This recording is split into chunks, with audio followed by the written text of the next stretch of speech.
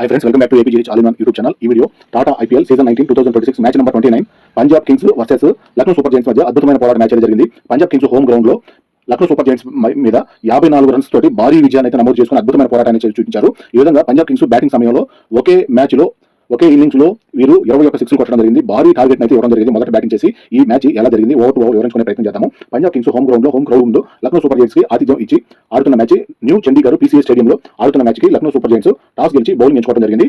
Punjab Kings మొదట batting ఈ season లో మొదటి బ్యాటింగ్ చేసే అవకాశం ఇప్పుడే ఈ మ్యాచ్ ద్వారానే మొదటి అవకాశం వచ్చింది అని చెప్పుకోవాలి. ఓపెనర్స్ గా క్రీజ్ లోకి పంజాబ్ నుంచి Prabhsimran, Priyansh Arya left right batters crease లో రావడం జరిగింది. లక్నో సూపర్ జైంట్స్ మొదటి over bowling Mohammed Shami right hand fast bowler Prabhsimran runs ఏమి చేయకుండా కేవలం ఒక బాల్ మాత్రమే ఆడి ఒక బాల్ కి వెంటనే డకౌట్ గా మిచెల్ మార్ష్ క్యాచ్ పట్టగా అవుట్ అయ్యారు. ఈ విధంగా పంజాబ్ కింగ్స్ సంబంధించి మొదటి వికెట్ కోల్పోవడం జరిగింది. క్రీజ్ లోకి Cooper Connolly left hand batter వచ్చారు. మొదటి ఓవర్ పూర్తయ్యేటప్పటికి 7 రన్స్ 1 వికెట్, రెండో over bowling Mohsin Khan left hand fast bowler 2 ఓవర్లు పూర్తయ్యేటప్పటికి 15 రన్స్ 1 వికెట్, 3వ ఓవర్ బౌలింగ్ మహమ్మద్ షమి 3 ఓవర్లు పూర్తయ్యేటప్పటికి 26 రన్స్ 1 వికెట్, 4వ ఓవర్ బౌలింగ్ మెల్సిన్ ఖాన్ 4 ఓవర్లు పూర్తయ్యేటప్పటికి 39 రన్స్ 1 వికెట్, 5వ over bowling Prince Yadav right hand fast bowler 5 ఓవర్లు పూర్తయ్యేటప్పటికి 43 రన్స్ 1 వికెట్, 6వ ఓవర్ బౌలింగ్ మెల్సిన్ ఖాన్ 6 ఓవర్లు పూర్తయ్యేటప్పటికి 63 రన్స్ 1 వికెట్. ఇక్కడ పవర్ ప్లే పూర్తయింది. రన్ రేటు 10.5గా ఉంది. స్ట్రాటజిక్ టైమ్అవుట్ తీసుకున్నారు. 7వ over bowling Ayush Badoni right hand spin bowler 7 ఓవర్లు పూర్తయ్యేటప్పటికి 77 రన్స్ 1 వికెట్, 8వ over bowling Avesh Khan right hand fast bowler 8 ఓవర్లు పూర్తయ్యేటప్పటికి 91 రన్స్ 1 వికెట్, 9వ over bowling Siddharth left hand spin bowler. ఈ విధంగా ఎక్కువ మంది బౌలర్స్ తోటి ప్రయోగం చేపించి బౌలింగ్ చేపిస్తున్నా కూడా ప్రియాంష్ ఆర్య 19 బాల్స్ కి అర్ధ సెంచరీ అయితే పూర్తి చేసుకున్నారు. ప్రియాంష్ ఆర్య బ్యాట్ ద్వారా 51 రన్స్ 19 బాల్స్ కి ఈ 51 రన్స్ లో 4 ఫోర్లు 4 సిక్స్లు చేయడం జరిగింది. అంత అద్భుతమైన ఫామ్ లో ఉన్నారు ప్రియాంష్ ఆర్య బ్యాట్ ద్వారా అని చెప్పుకోవాలి. 9 ఓవర్లు పూర్తయ్యేటప్పటికి 101 రన్స్ 1 వికెట్, 10వ ఓవర్ బౌలింగ్ ప్రిన్స్ యాదవ్ 10 ఓవర్లు పూర్తయ్యేటప్పటికి 110 రన్స్ 1 వికెట్. సగం ఇన్నింగ్స్ పూర్తయింది. ఇక్కడికి రన్ రేటు ఇక్కడికి 11గా ఉంది. 11వ ఓవర్ బౌలింగ్ మహమ్మద్ షమి 11 ఓవర్లు పూర్తయ్యేటప్పటికి 129 రన్స్ 1 వికెట్. కూపర్ కాన్లీ తన అర్ధ సెంచరీ పూర్తి చేసుకున్నారు. 54 రన్స్ 37 బాల్స్ కి అద్భుతమైన ఫామ్ అయితే కొనసాగుతుంది. కూపర్ కాన్లీ మరియు ప్రియాంష్ ఆర్య ఇద్దరు కూడా అర్ధ సెంచరీ అయితే పూర్తి చేసుకుని అద్భుతమైన బ్యాటింగ్ ప్రదర్శన చూపిస్తున్నారు. కూపర్ కాన్లీ 54 రన్స్ లో 5 ఫోర్లు 4 సిక్స్లు చేయడం జరిగింది. ఈ విధంగా 12వ ఓవర్ బౌలింగ్ అవేష్ ఖాన్ 12 ఓవర్లు పూర్తయ్యేటప్పటికి 147 రన్స్ 1 వికెట్ కోల్పోయి 13వ over bowling Markram right hand spin bowler. ఇక్కడ మార్కరమ్ బౌలింగ్ లో విధ్వంసమే జరిగిందని చెప్పుకోవాలి. ఈ పరంగా 150 పరుగుల భాగస్వామ్యాన్ని కూడా ప్రియాంష్ ఆర్య కూపర్ కాన్లీ పరుగుల వరదను పారించారని చెప్పుకోవచ్చు. మార్కరమ్ బౌలింగ్ లో 6 బాల్స్ కి కూపర్ కాన్లీ ప్రియాంష్ ఇద్దరు కలిసి 5 సిక్స్లు కొట్టడం జరిగింది. ఈ విధంగా ప్రియాంష్ మరియు కూపర్ కాన్లీ పరుగుల విధ్వంసాన్ని సృష్టిస్తున్నారని చెప్పవచ్చు. పరుగులు వరదైతే పారుతుంది.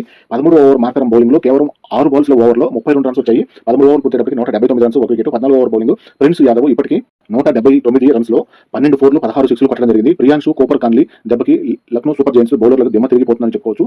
స్పిన్ బౌలర్ అనే కాదు, ఫేస్ బౌలర్ అనే కాదు, ఏ బాల్ వేసినా కూడా ఫుల్ టాస్ వేసినా, యార్కర్ వేసినా, లెంత్ బాల్ వేసినా, షార్ట్ లెంత్ వేసినా, బౌన్సర్ వేసినా ప్రతి బాల్ కూడా బౌండరీగా వెళ్ళిపోతూనే ఉన్నాయి. ఈ విధంగా బౌండరీల వరద పారుతుంది.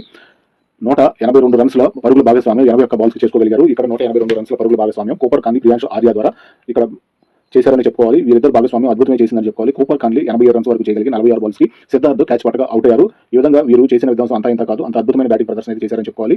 క్రీజ్ లోకి Shreyas Iyer right hand batter వచ్చారు. కెప్టెన్ 14 ఓవర్లు పూర్తయ్యేటప్పటికి 186 రన్స్ 2 వికెట్లు. 15వ over bowling Siddharth Priyansh Arya 93 runs 37 balls కి బౌండరీ లైన్ మీద మిచెల్ మార్ష్ క్యాచ్ పట్టగా అవుట్ అయ్యారు. ఈ విధంగా సెంచరీకి దగ్గరలో ఉన్న సమయంలో 93 పరుగుల వద్ద ప్రియాంష్ ఆర్య అవుట్ అవ్వడం జరిగింది. క్రీజ్ లోకి స్టాయినిస్ రైట్ హ్యాండ్ బ్యాటర్ వచ్చారు. 15 ఓవర్లు పూర్తయ్యేటప్పటికి 193 రన్స్ 3 వికెట్లు. 16వ over bowling Mohsin Khan Shreyas Iyer 5 runs మాత్రమే చేయగలిగి 6 బాల్స్ కి మహమ్మద్ షమి క్యాచ్ పట్టగా అవుట్ అయ్యారు. ఈ విధంగా కెప్టెన్ 5 పరుగులు మాత్రమే చేయగలిగారు. స్ట్రాటజిక్ టైమ్అవుట్ తీసుకున్నారు. క్రీజ్ లోకి Nehal Wadhera left hand batter వచ్చారు. 16 ఓవర్ పూర్తయ్యేటప్పటికి 196 రన్స్ 4 వికెట్లు. 15వ ఓవర్ బౌలింగ్ సిద్ధార్థ్ ఇక్కడికి 18 బాల్స్ తర్వాత బౌండరీ లభించింది. ఈ విధంగా ముఖ్యంగా కూపర్ కాన్లీ మరియు ప్రియాంష్ ఆర్య ఇద్దరు అవుట్ అయిన వెంటనే వికెట్లు పడిపోతూ ఉండడం వల్ల సుమారు 3 ఓవర్ల వరకు బౌండరీ అయితే లభించలేదు. నెహల్ వజేరా 13 రన్స్ వరకు మాత్రమే చేయగలిగి 7 బాల్స్ కి నికోలస్ పూరన్ క్యాచ్ అవుట్ అయ్యారు. క్రీజ్ లోకి Shashank Singh right hand batter వచ్చారు. 17 ఓవర్లు పూర్తయ్యేటప్పటికి 214 రన్స్ చేసి 5 వికెట్లు కోల్పోవడం జరిగింది. పంజాబ్ 18 ఓవర్ బౌలింగ్ అవేష్ ఖాన్ 18 ఓవర్లు పూర్తయ్యేటప్పటికి 229 రన్స్ చేసి 5 వికెట్లు. 19 ఓవర్ బౌలింగ్ మహమ్మద్ షమి 19 ఓవర్లు పూర్తయ్యేటప్పటికి 249 రన్స్ చేసి 5 వికెట్లు కోల్పోవడం జరిగింది.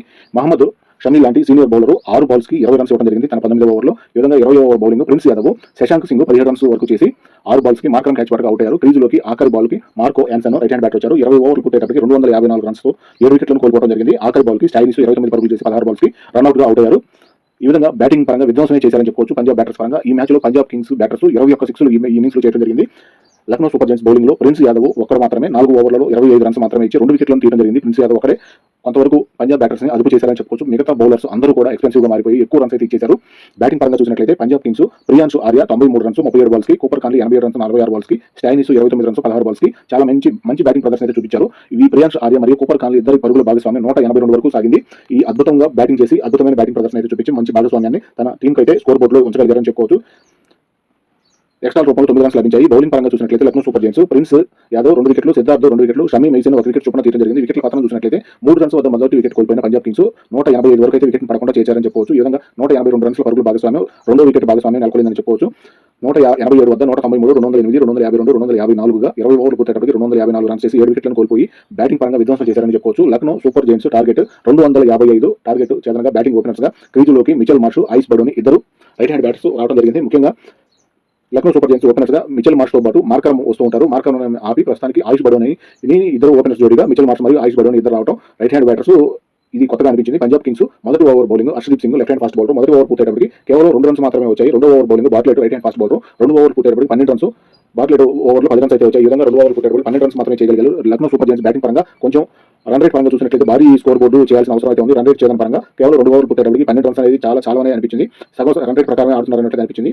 మూడో ఓవర్ బౌలింగ్ హర్షదీప్ 3 ఓవర్లు పూర్తయ్యేటప్పటికి 29 రన్స్. ఈ ఓవర్లో కొంచెం బెటర్గా రన్స్ అయితే వచ్చాయి. 4 ఓవర్ బౌలింగ్ బాట్లెట్ 4 ఓవర్ పూర్తయ్యేటప్పటికి 40 runs. 5 over bowling Marco Jansen left hand fast bowler 5 over పూర్తయ్యేటప్పటికి 55 runs. 6 over bowling Vyshak right hand fast bowler Ayush Badoni 35 runs వరకు చేయగలిగి 21 బాల్స్ కి బాట్లెట్ క్యాచ్ పట్టుగా అవుతారు. ఈ విధంగా ఆయుష్ బడోని టెక్నిక్ బ్యాటింగ్ అయితే ఆడుతున్నారని చెప్పుకోవచ్చు. భారీ షాట్లు కొట్టేంత ప్రయత్నం చేయలేకపోయినా కూడా తన పర్సనాలిటీ ప్రకారం బ్రెయిన్ తోటి గేమ్ అయితే ఆడుతూ 35 వరకు అయితే తన స్కోర్ అయితే తెచ్చుకోగలిగారు. 21 బాల్స్ కి బాట్లెట్ క్యాచ్ అవుట్ జరిగింది. ఆయుష్ బడోని స్ట్రాటజీ టైమ్ అవుట్ తీసుకున్నారు. 6 ఓవర్లు పూర్తయ్యేటప్పటికి 61 రన్స్ ఒక వికెట్ కోల్పోవడం జరిగింది. పవర్ ప్లేలో 6వ ఓవర్లో ఆఖరి బాల్లో వైశాఖ్ బౌలింగ్ లో మొదటి వికెట్ ఆయుష్ బడోని రూపంలో వికెట్ కోల్పోవడం జరిగింది. ఇక్కడికి రన్స్ 61 చేసుకోగలిగారు. పవర్ ప్లే పూర్తయింది. రన్ రేట్ 10.1గా ఉంది. ఇక్కడ వరకు రన్ రేట్ పరంగా కొంతవరకు పర్లేదు అనిపించినా కూడా మొదటి వికెట్ అయితే కోల్పోవడం జరిగింది. 7వ ఓవర్ బౌలింగ్ మార్కో యాన్సన్ క్రీజ్లోకి Rishabh Pant captain left hand bat వచ్చారు. 7 ఓవర్ పూర్తయ్యేటప్పటికి 76 రన్స్ ఒక వికెట్.